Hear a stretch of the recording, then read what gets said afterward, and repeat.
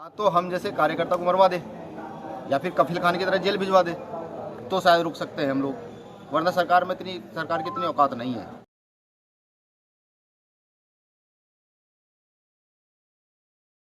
बहुजन media ही आपकी media है। इसे मजबूत बनाने के लिए एक कदम बढ़ाएं। एक कदम भीम मिशन की ओर को सब्सक्राइब करने के बाद बेल आइकन अवश्य दबाएं। गुरु से जुड़ी हुई है, किसी ईश्वर से जुड़ी हुई है, किसी खुदा से जुड़ी हुई है, तो ये समझना पड़ेगा।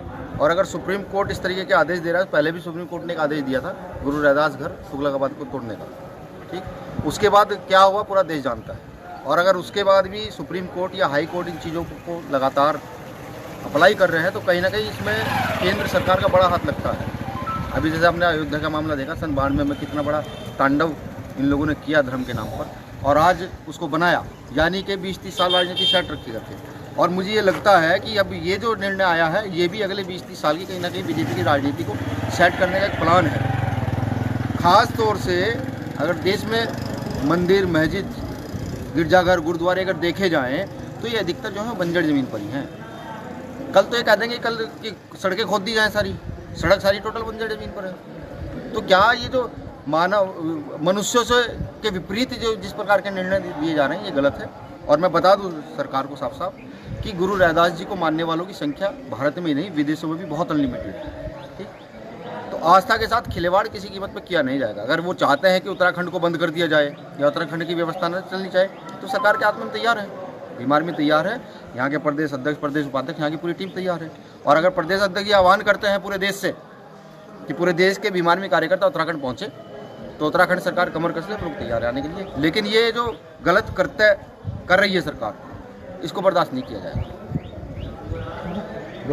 ठीक, देखिए बीजेपी के विधायक अगर ये ढोंग कर रहे हैं आने का, पब्लिक में आ रहे हैं, ढोंग कर रहे हैं, तो उनको चाहिए कि जाए सुप्रीम कोर्ट जाए, इस पर रिट दायर करें, इस पर अध्यादेश लेकर के आए। उनका फर्ज, उनकी सरकार है ना, तो सरकार तो अध्यादेश ला सकती है। SC/ST एक्ट पर नहीं आया तो आ सकता है। लेकिन वो अगर ये ढोंग कर रहे हैं कि कहीं भीम आर्मी के लोग धरना दे रहे हैं, समाज के लोग धरना दे रहे हैं, वहाँ आकर के अकेले आकर खड़े हो जाने के हम आपके साथ, तो ये साथ नहीं चाहिए। साथ चाहिए उनसे अध्यादेश लाने का। वो सिद्ध करे कि बाबा साहब के अनुयायी है, गुरु रैदास जी के अनुयायी है। वो सिद्ध अपनी सरकार को मजबूर करे अध्यादेश लाने पर, तो हम सोचेंगे वो कुछ कर रहे हैं, वरना ढोंग नहीं चल पाएगा। हरिद्वार जिले में क्योंकि माना जाता है कि जो दलित समाज है काफ़ी भारी संख्या में, तो राजनीति हो रही है इसमें, क्योंकि जिस तरीके से पंचायत चुनाव आने हैं, विधानसभा चुनाव आने वाले हैं। देखिए ये स्पष्ट है, ये तो आज बच्चे को दिख रहा है।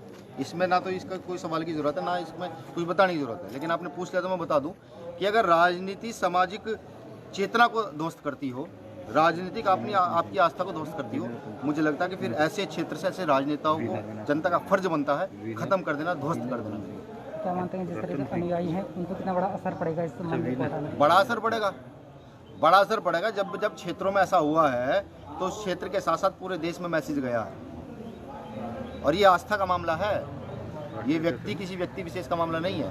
अब क्या रणनीति रहेगी जिस तरह से लक्सर और पथरी में वो लड़ेंगे, आंदोलन करेंगे, सरकार को बताएंगे। जब तक जिंदा है सरकार को बताते रहेंगे। सरकार के पास दो ही ऑप्शन है, या तो हम जैसे कार्यकर्ता को मरवा दे या फिर कफिल खान की तरह जेल भिजवा दे तो शायद रुक सकते हैं हम लोग, वरना सरकार की इतनी औकात नहीं है जो आस्था के साथ खिलवाड़ करके ऐसे भ्रामक निर्णय देगी और वो जनता के लिए एक अध्यादेश भी नहीं ला सकती। ऐसी सरकार की हमें भी जरूरत है।